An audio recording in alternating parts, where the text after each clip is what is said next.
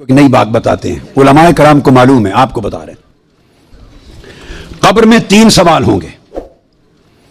یہ حدیث بڑی توجہ سے سنیں، یہ اہل علم کے لیے اور اہل جو طالبان علم حدیث ہیں ان کے لیے۔ حضرت براء بن عازب، میں 3-4 حدیثیں بیان کروں گا۔ حضرت براء بن عازب راوی ہیں، اور یاد رکھ لیں کہ قبر میں 3 سوال ہوں گے۔ کیا؟ من ربوں کا، تمہارا رب کون ہے؟ دوسرا سوال ما دینوں کا، تمہارا دین کیا ہے؟ تیسرا سوال ما کنت تقول فی ھذا رجل محمد، حضور علیہ السلام کا چہرہ پاک دیکھیں گے کہ ان کے بارے میں عقیدہ کیا تھا۔ 3 بتائے جاتے ہیں نا۔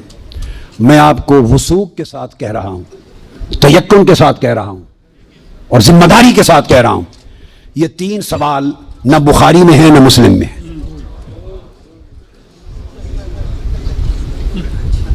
یہ 3 سوال نہ صحیح بخاری میں ہیں، سب سے بڑی کتب حدیث کی کون سی ہیں؟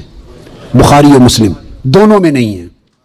یہ ہیں حضرت براء بن عازب رضی اللہ تعالیٰ عنہ، حدیث کے راوی ہیں۔ یہ ابو داؤد میں ہے اور دیگر کتب میں ہیں، جو صحیح بخاری مسلم کے بعد نچلے درجے کی کتابیں ان کے بعد۔ تو سنن ابی داؤد میں ہے، مسند احمد بن حنبل میں ہے۔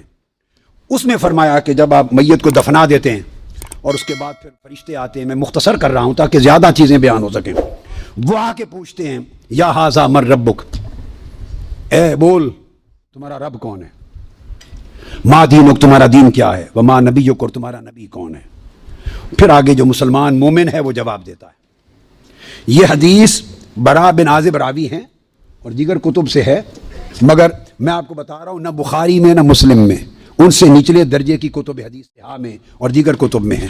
سمجھ گئے بات؟ اس کا حوالہ دے دیا میں نے آپ کو۔ اب آپ آ جائیے بخاری اور مسلم کیا کہتی ہے۔ صحیح بخاری اور صحیح مسلم وہ بتاتی ہے کہ قبر میں ایک ہی سوال ہوگا۔ کیا بات؟ میں 3 سوال مانتا ہوں، میرے بارے میں کوئی نیا عقیدہ نہ سمجھ لیں اپنا، میں 3 مانتا ہوں، مگر میں بتا رہا ہوں کہ یہ 3 سوال نہ صحیح بخاری میں ہے نہ مسلم میں ہے، صحیحین سے نچلے درجے کی کتابوں میں ہے۔ وہ میں نے تمہیں کیا دیا اور تم نے کیا کیا، اس کا حساب کتاب ہوگا۔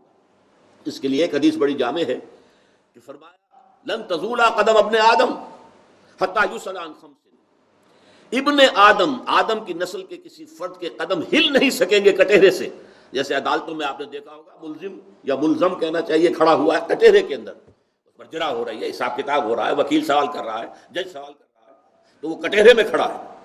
اس کٹہرے میں اللہ تعالیٰ کی عدالت اخروی کے کٹہرے سے ہل نہیں سکیں گے قدم جب تک 5 چیزوں کا حساب نہ لے لیا جائے۔ عن عمرہ فیما افنا، ہم نے عمر دی تھی تمہیں 80 برس، کہاں گلائی کہاں گوائی، ذرا بتاؤ تو صحیح کیا کر کے لائے؟ 80 برس میں کیا خیر بنایا، کیا نیکی کمائی، بتاؤ۔ وان شبابہ فیما ابلا، اور خاص طور پر اس عمر کا ایک حصہ تھا شباب، جوانی، امنگیں تھی، ولولے تھے، حوصلے تھے، جسم میں طاقت تھی، اس میں کیا کیا تھا؟ وہ جوانی کہاں گنوائی تھی یا کہاں گلائی تھی، جس کے لیے لفظ استعمال ہوتا ہے ہمارے یہاں۔ تو عن عمرہ فیما افنا وعن شبابہ فیما ابلا وعن مالہ من این اکتسبہ وفیما انفقہ، مال کا پیسے کا حساب دو، کہاں سے کمایا تھا، حلال سے کہ حرام سے، اور کہاں خرچ کیا تھا، جائز میں یا ناجائز میں، گلچھروں میں، بدماشیوں میں، عیاشیوں میں، یا نیکیوں میں، خیر میں، بھلائی میں، اللہ کے دین کی خدمت میں، ادائے حقوق میں، لاؤ حساب۔ اور آخری وَعَمَّا عَمِلَ فِيمَا عَلِمَ، جو علم تمہیں حاصل ہوا اس میں عمل کتنا کیا۔ یوں سمجھیے کہ اگر علم انسان کو زیادہ حاصل ہو جائے تو اکاؤنٹیبلٹی بھی اسی نسبت سے بڑھ جائے گی۔ جس شخص کے پاس علم کم ہے اس کا حساب کتاب بھی اسی معاملے میں کم ہوگا، جس کے پاس پیسہ کم ہے اسی طرح اس کا